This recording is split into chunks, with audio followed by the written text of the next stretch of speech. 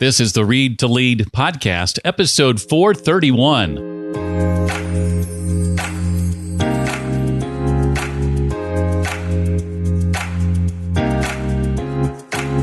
Really make sure you know your why. Know why you're on LinkedIn, what you're trying to accomplish, who is your target audience, what are your keywords, and know that before you even start to write your about section. Have you looked at your LinkedIn profile lately? You probably know it could be a little bit better. In fact, too many LinkedIn users are just posting a basic resume and hoping for the offers to come flooding in and missing out on the incredible opportunity that the platform offers to properly showcase your talent, products, and services. Well, today, we're going to fix that. Hi, I'm Jeff Brown, and this is the Read to Lead podcast, the podcast that's dedicated to your personal and professional growth.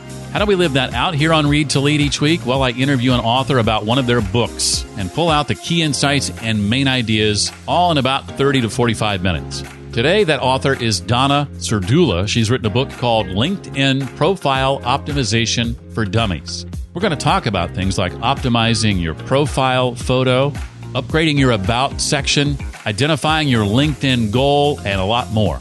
Hey, if you noticed an issue with last week's episode, like you downloaded it and expected to hear Tim Shore, and instead you heard again the episode from the week before, Noah St. John, that's not you, it's me. For a couple of days last week, everything was right about last week's episode from an appearance standpoint. The only problem was when you went to go listen to it, it wasn't the episode you were expecting. That has since been fixed. So if you did download episode 430 expecting to hear from Tim Shore and his book, The Secret Society of Success, and that's not what you heard when you started to play it, all you need to do is delete that episode from your podcast player and re-download it, and now you'll hear the right episode. My apologies to Tim. I want to make sure you don't miss out on that conversation with Tim and learn more about his book because it's definitely worth your time. And thank you to everyone who pointed that mistake out to me so I could fix it as soon as possible. I also just want to thank you for being here. Whether you're new or whether you've been here for a while, this weekend marks the 9th anniversary of the Read to Lead podcast, 9 years and counting. I hope you find these interviews helpful and insightful each and every week. And again, I'm just so thankful that you take the time to listen. I really appreciate it. You know, there may have been times in the past when you've taken notes from episodes of mine you've listened to, or maybe you've purchased the book that an author wrote and you took notes on that. And then later you realized, what did I do with those notes? Or, gosh, I know where they are, but I just never go back to them. I mean to get around to doing something with those notes. And maybe that happens again and again and again. And you wonder at some point, why do I keep taking notes and then not doing anything with those notes? Well, that used to be me. And you can't read as much as I do without eventually finding a way to fix that. And I have found a way to fix that. In fact, I'm walking 20 people right now through that process. Tonight is our last of 5 sessions in the first ever note-making mastery cohort. We walk through helpful methods for collecting and capturing your notes from many different sources like books and podcasts and videos and articles. We learn how to connect new ideas with old ideas that often lead to tremendous breakthroughs. We learn the process of distilling our notes to their essence and expanding on them by adding our own unique ideas. And then finally, how to make use of those notes, how to execute on those notes, which is the reason you took them in the first place, right? Well, if you'd like to know about our next note-making mastery cohort, you can get your name on the notifications list when you go to readtoleadpodcast.com/list. Just put your name and email address there in the form, and you'll be among the first notified. Again, that place to go is readtoleadpodcast.com/list to put your name on the notifications list for our next note-making mastery cohort happening this fall. Donna Serdula is the leading authority on LinkedIn profile optimization. Try to say that 5 times real fast. Her company, Vision Board Media, provides branding services to individual and corporate clients, and she's also an in-demand speaker. And her latest book came out in 2020, I believe, is called LinkedIn Profile Optimization for Dummies. Hi, Donna. Welcome to the Read to Lead podcast. Hey, Jeff. Thank you so much for having me. Well, I would imagine that most people are like I was for most of my working life, and that is not thinking too awfully much about what's my LinkedIn strategy. Why should this be the first thing we think about with regard to our profile, and how do we go about, Donna, determining what that strategy should be? Yeah. I think most people look at LinkedIn and they only see it in one direction. And that direction they see it is, this is my online resume, and recruiters are going to reach me via my profile. And that's the wrong way to look at it, because it's so much more than a resume. If you think about it, a resume should just align you to a very specific next position.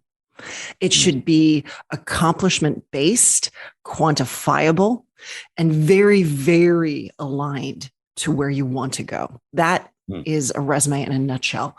The LinkedIn profile is public, and everybody and anybody can see it. It should act more as a digital introduction of first impression. It should tell your story. It should get people interested. And many people aren't on LinkedIn just for job search. So to copy and paste a resume, and by the way, Jeff, I don't know if this resonates with you or your audience, but most resumes are out of date by a lot. So to have that represent you it's going to hinder you. It's not the right way of positioning yourself for opportunity. So that right there is the reason. One, it's not your resume. People are on it for so much more than just job search. There's a slew of opportunities, but if you're not aligned for them, you're going to miss them. I know one of the things I was thinking about this week as I was reading your book and preparing for this interview, I'm like, oh my gosh, is she going to go and look at my LinkedIn profile before we talk? I need to look at it and make sure it's decent. Do you typically do that before you go on an interview like this? Oh, I do. I always, and normally I have it pulled up right here. So I am looking at it at the exact same time. So right now I'm going to pull it up because I had it up there and I had taken it down. I'm putting it up right now. Well, maybe we'll get into critiquing that in just a moment. But speaking of doing things the wrong way, I like your take on and your philosophy on endorsements and recommendations. Should we be asking for these from those in our network, or is there a better way to go about that?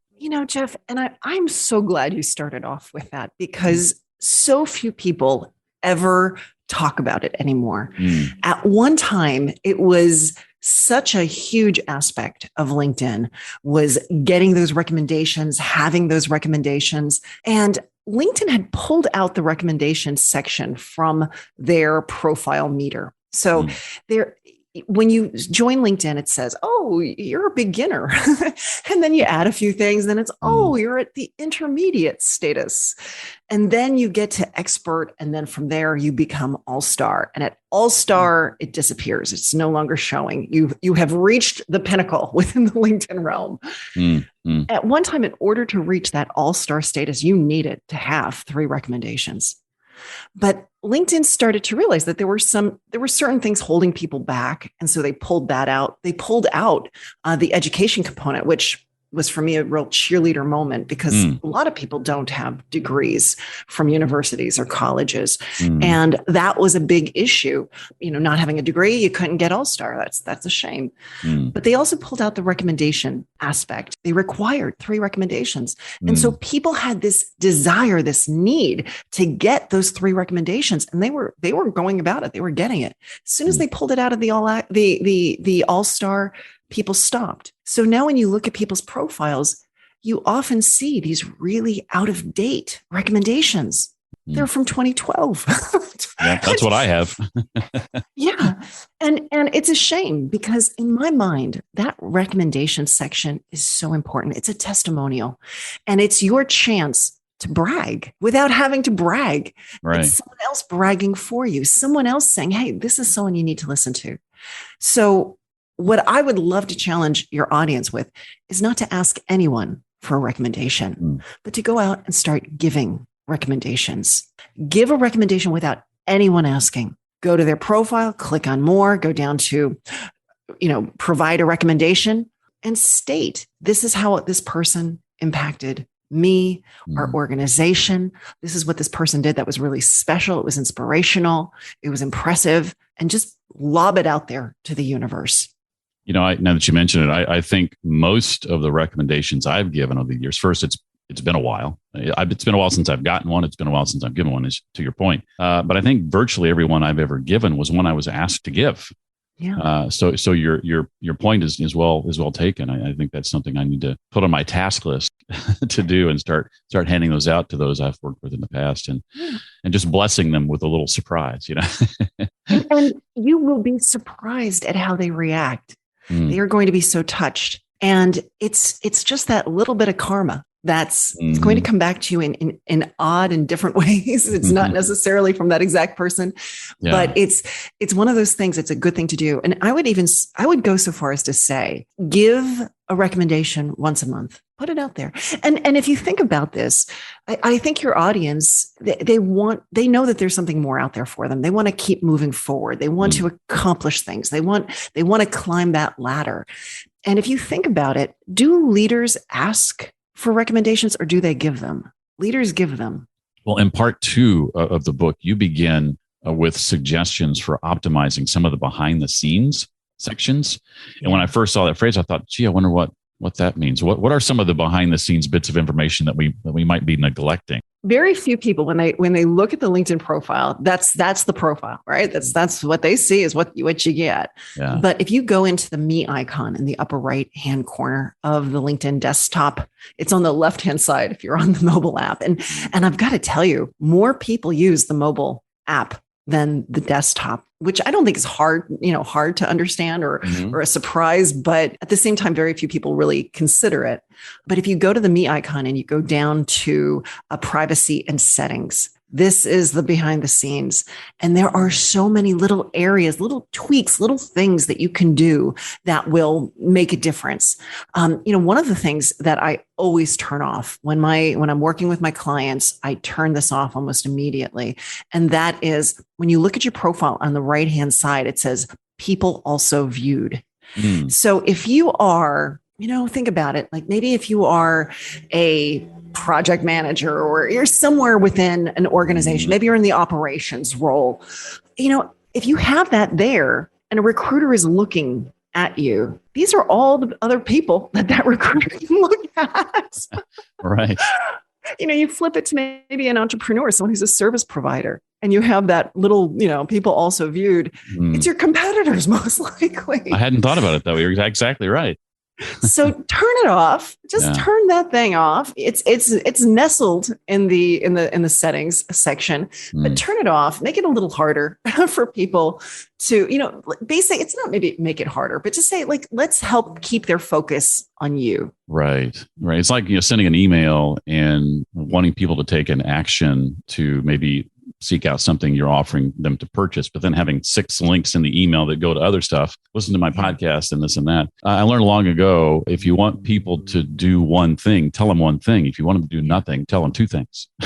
So I totally agree with you. Take all those other people off. We don't want you looking at those folks. Well, I have often been amazed and not in a good way, Donna, at some of the profile pictures I've seen on LinkedIn. What would you say are some of the rules of thumb that we should consider? I would say this: make sure your face fills the entire circle. Thank you. That's I want to get you as close to your audience as possible. I want to bridge that distance, especially because when you think how many people are using the mobile app and how small and reduced that image is, even more from the desktop experience, it needs to fill that. Your face needs to fill the circle. I don't want a lot of shoulder.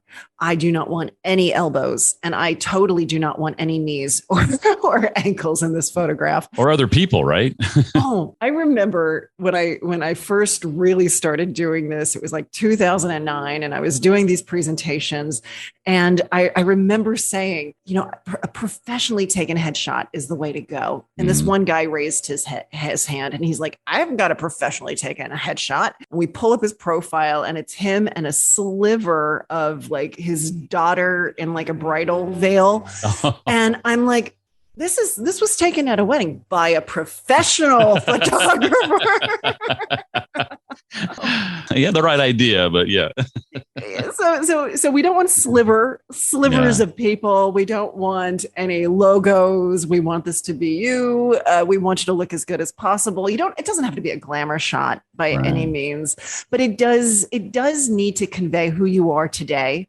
So I would say every 3 years, consider getting a new photo. if you can swing it, and I think most people can, Mhm. they somehow in people's minds, they're like, I can't afford a professional headshot. It's Yeah. too much. How do you know? Have you called around? Have you gotten the actual Mm. price point of what it would Yeah. cost you? I think you would be absolutely shocked. I also think you'd be absolutely shocked at how good you look when a professional takes your headshot. Mm. And it's one of those things where when you have a headshot, just like a bio, when you have a bio, you use it all the time, and for things that you never even thought you would use it for. Yeah.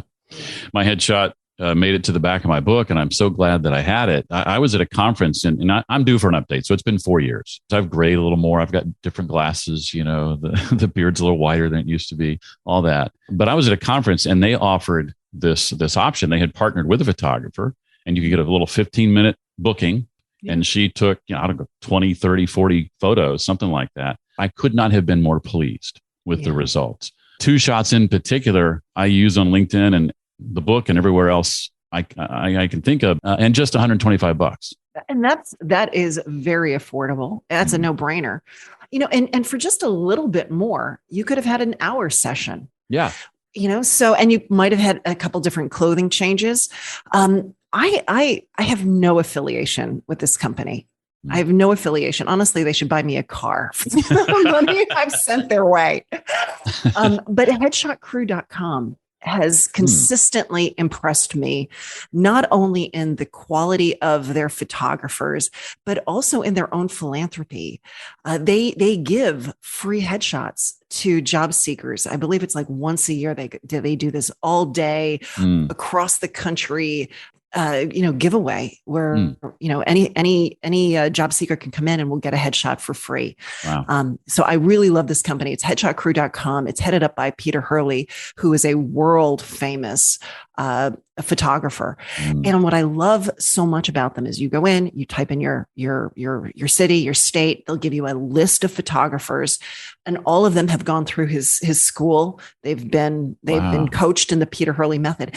And the Peter Hurley method is this. It's bye-bye 1980s, 1990s headshot photography that's stodgy and stuffy and awkward, where you're sort of balancing your chin on your fist. You're sitting ever so awkwardly on a stool. He's basically taken the headshot philosophy of actors and models and brought it into the business world. And they're saying, let's photograph you like you are your product. And it's amazing. So if you're looking for a headshot, that's the place to go. Awesome. I'm sure a lot of people struggle with their about section. There's so much you can write there. You can say too much. You can certainly say too little. But writing about ourselves is not something that comes naturally to many of us. How can we best create a great first impression on LinkedIn with that about section? Or is that the place to do it? It is the place to do it. It's the very first large amount of content that LinkedIn requires, because before that is really just your headline, which is very important. And let's definitely make sure that we circle back to the headline. But the about section, this is where people go to figure out who you are, what you do, why you do it, who you represent, who do you support, all of that stuff. And I would say this, really make sure you know your why. Know why you're on LinkedIn, what you're trying to accomplish, who is your target audience, what are your keywords, and know that before you even start to write your about section. Because what I find more often is that people just get in there and normally they copy and paste an old bio, their old resume, or they might just start writing something. And it's important to know who your target audience is and what they need to know about you, because otherwise you get this misalignment. So with professionals, oftentimes, if they're in the sales aspect of the company, they'll talk about how they love to prospect, how they're, into solution selling and they're not afraid to ask for the check, but they're not looking for a job. And so suddenly they're alienating their prospects, right? Or on the flip side, I'll see someone who is an executive who really spent time creating an about section that speaks to who they are and what they want, but it was written 5 years ago. And so suddenly they're wondering why they're getting pigeonholed. It's because they branded themselves so perfectly for the role that they have. So it's really important to be future forward in your thinking there. But ultimately, write it in first person, write it with the desire to seem human, to be human, and really open up and say, this is who I am. This is what I do. This is how I help. This is why I do it. And this is what it means to my audience. As I think about my about section, I think it's basically expounding upon the jobs that I've had, the positions I've held, the accomplishments I've made, stuff that's already there in other formats. And it's just me talking about that stuff more in depth. And there's very little of the non-work side, but there's more to us than just our jobs. How can we best reflect our non-work side on LinkedIn? And why is that important to do? Yeah, and that's part of the about section as well. That's where you can really put in, this is how I help my community. This is what I enjoy doing on my downtime. There's what I love so much about the about section is it's just this big open field, and you can take it whichever way you want. But what I want, so take it whichever way you want, but really think in terms of why are you on? So if you're on it because you're looking for that next position, I don't want you to brand yourself as a desperate job seeker. It's not like you have to say, I'm looking for my next opportunity. Recruiters contact me, because any recruiter worth his or her weight is, if you are the perfect fit, they're going to contact you no matter what. So it's not like you have to welcome them in. Right. But, align yourself to that job description. Like, look to see what people are looking for, and then say to yourself, okay, how can I describe myself that really aligns and reflects that I'm the perfect candidate?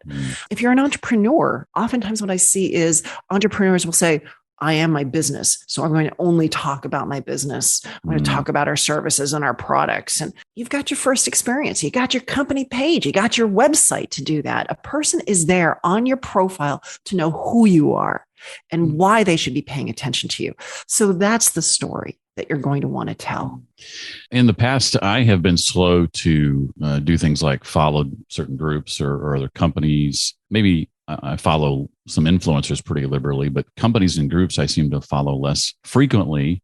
I'm not quite sure why, but how important is it that we follow some of those things on LinkedIn? Do we need to? Is there some advantages to doing that? There are. There's actually two reasons specifically. One, when you follow a company or an influencer, a school, a group, those show up at the very bottom of your profile, almost as a beacon to say, hey, this is what I like. This is, and people, when they're really qualified and they truly want to learn more about you, they are going to scroll to the bottom and they're going to look and they're going, oh, he also likes Tony Robbins. This is awesome. Like, this is one of my guys. This is someone I can get, I like. So there isn't a brand component to it, but at the same time, LinkedIn, and this is funny, Jeff, at one time, LinkedIn was the only network out there where you could put up a fabulously strong, beautiful, optimized profile and then do nothing and still get tremendous amounts of success. It was a beautiful thing. But LinkedIn also realized that, I think they were acquired by Microsoft, and they really started to see all of these other networks starting to pop up. And they realized that if they wanted to go the long haul, they needed to make that homepage sticky, and they needed more people to keep coming back, not just recruiters. And they started to put a lot more effort into their LinkedIn feed. The LinkedIn feed is when you open up the LinkedIn app, what you're looking at is the LinkedIn feed. It's all of the people in your network talking, networking, posting. It's there also on the homepage of the desktop experience. And so LinkedIn wants this to be sticky for the longest of time. And I say this because a lot of times people are stuck on the old impression of what LinkedIn used to be. And they'd go to that homepage and it was people connecting with other people updating their profile, people joining groups. It was the most boring feed in the entire world. It's not like that anymore. It's not like that. LinkedIn is really working hard. And so when you follow a company, not only do you now subscribe to their feed, but you're also conveying to LinkedIn, here, this is something that I have interest in. When you follow an influencer or you follow a person, suddenly LinkedIn has an idea of what interests you. And you'll start to find the more you fine tune your feed by liking and following and connecting and following hashtags as well, that you're going to get a really unique, customized experience. And you're going to stick around. You're going to pay attention to it as you engage with that content. And you're going to find that networking in your pajamas, potentially late at night or early in the morning, is very easy and fun. There was a time when I noticed a proliferation, if I can get that word out, of people who were publishing on LinkedIn. I don't know that I see as much of that now. Maybe it's because of who I'm following or not following. Maybe it's just as prevalent as it always was. Or it feels like some of that has been transferred to like Substack or Medium or some of these other places. What about publishing content on LinkedIn? Are we at a disadvantage if we don't do that? It depends on how you define publishing content. Okay. So at one time, you're absolutely correct. You could publish articles on LinkedIn, and man, that went right through your network, and you were getting clicks and views and interaction, and it was beautiful. The LinkedIn algorithm changes. And so just as it boosted those articles at one point, then videos came and they started to boost the videos. And then polls came, and now they're really boosting polls. I mean, if you post a poll, you're going to get thousands of hits. It's just the I don't know, ephemeral quality or the capricious quality maybe of the LinkedIn algorithm. So you can still create articles on LinkedIn. And what's beautiful is it stays on, it's attached to your profile, and it's almost evergreen in its staying power. So when you publish an article, you can continue to post the link to that article over and over and over again, because it's not the article that's going out. It's a link to the article that resides on your profile. Right. The only problem with that is LinkedIn really doesn't want people to leave the LinkedIn feed. Even though they're still within the LinkedIn domain, they just don't give a lot of boost to those posts. So as you scroll through, you'll see there's not a lot of article links, or if there are, they're not getting a huge amount of hits. Mm-hmm. And the same thing goes for the articles. So my thing is this: if you have a blog on your website, you can certainly create maybe a blurb of the blog, the first paragraph or two, and put it as an article. So it's on your profile. So people have a way of getting back to it, and they start to see that you are creating. That's a lot of work. You have to weigh it to determine if it makes sense, but I think it's a good way of going. And then you have to decide, post a few articles and see what it's like, but recognize the hits aren't great. I have a couple of questions, Donna, I want to ask that aren't directly related to your book. But before I do that, anything I've not asked that you want to make sure people know about? So there's two things.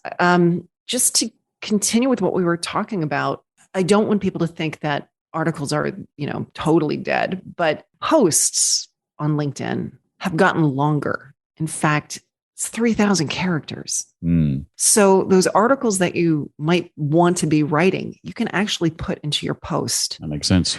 And the longer the post, it activates the dwell time aspect of the LinkedIn algorithm, which means the longer a person is dwelling on the post, that conveys relevance and quality. So that's a way of thinking about it: is I've got articles inside of me. You don't have to create it so much as an article. You can post it. It's a little bit shorter lifespan, but you may find that you get a lot more eyes, and it's absolutely worth it. The other thing that we didn't talk about that I feel is so important is the LinkedIn headline. And that's at the top of the profile. People think of it as resident only there, but it actually follows you. Everywhere you go, every little bit of activity you do, it's there. It's your picture, it's your name, and it's that headline. Yeah. It's also highly sensitive for search. So, when I talk about the LinkedIn algorithm for the posting aspect, there's also the LinkedIn algorithm for the search. And LinkedIn likes to see keywords in that headline. And when those keywords match the keywords that a person is,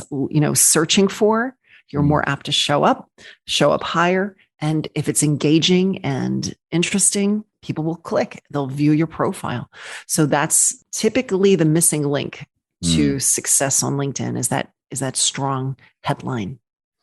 In addition to your book, and before I ask these final questions, I want folks to know how they can get in touch with you. Where's the best place for them online, assuming they want to follow up and maybe hire you to help them with their profile or what have you? You can certainly find me on LinkedIn, of course. Go figure. But I would say the better place to go first would be to my website, which is linkedin-makeover.com. And that's where you can find tons of free tools, of which I have a LinkedIn headline generator app, which is totally free. That's cool. And it helps you generate that strong headline.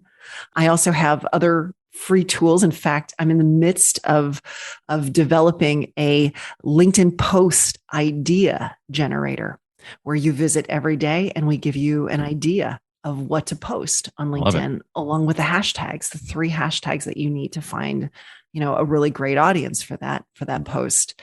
But we also have all of our services and we help people in a myriad of ways. And I'm one of those really weird people where I sort of figure, let's be really transparent. Let's outline the service and let's put the price right there so people can see it.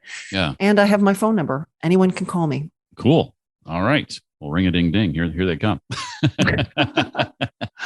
Well, let me ask you about books. I'm going to go out on a limb and assume that you read them every now and then. Every now and then. What would you say if you had to pick a title or two, are some of your favorite book or favorite books that maybe you recommend from time to time? I loved Think and Grow Rich by Napoleon Hill. Yeah. I know that's kind of a crazy one. Classic. It is a classic. I've got several versions of it, but I just bought a new copy of it just 2 weeks ago. There's Kristen Sherry writes some amazing career books, and I love all of hers. I love Tim Ferriss. Mm-hmm. I already said Anthony.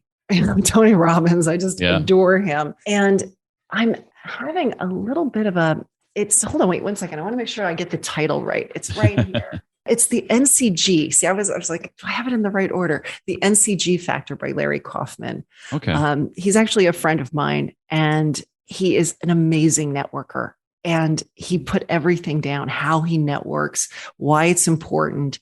And the book is just a treasure trove of tips and thoughts and secrets to push yourself out there, even if you're an introvert.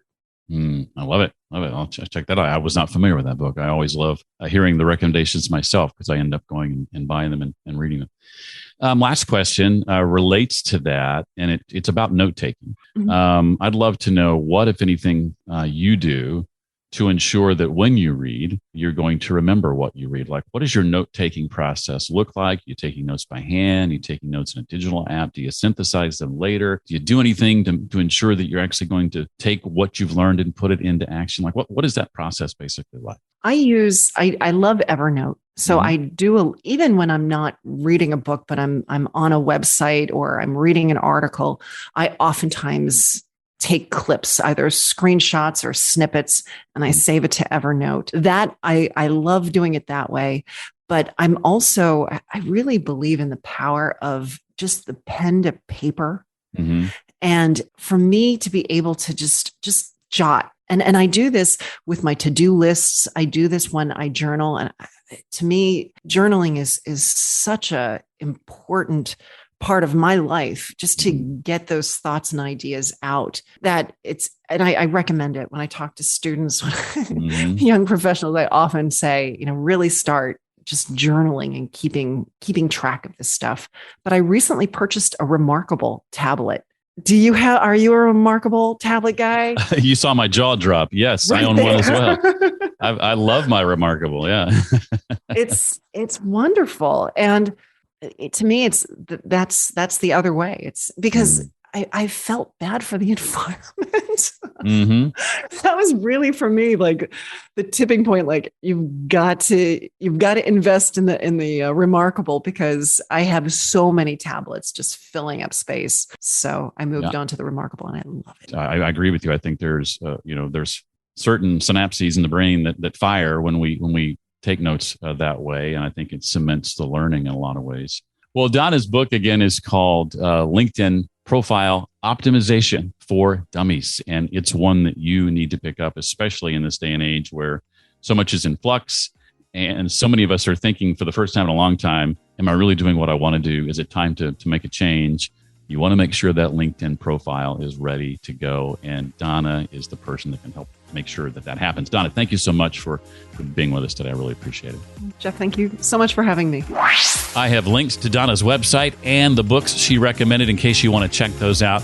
And I encourage you to connect with her on social media as well. All that is found at readtoleadpodcast.com/431 for episode 431. There you'll also find a link to get on the notifications list for my next note-making mastery cohort, or you can go there directly right now, readtoleadpodcast.com/list to put your name on the notifications list. And I want to say one last time, whether you're new here or whether you've been here for a while, thank you for supporting the Read to Lead podcast. Every time you download an episode, every time you listen to an episode, tell somebody else about the podcast, you're casting a vote for the show and letting me know to keep going. I really appreciate it because it wouldn't exist without you. Well, that does it for this week. I look forward to seeing you next time as we begin year 10 of the Read to Lead podcast.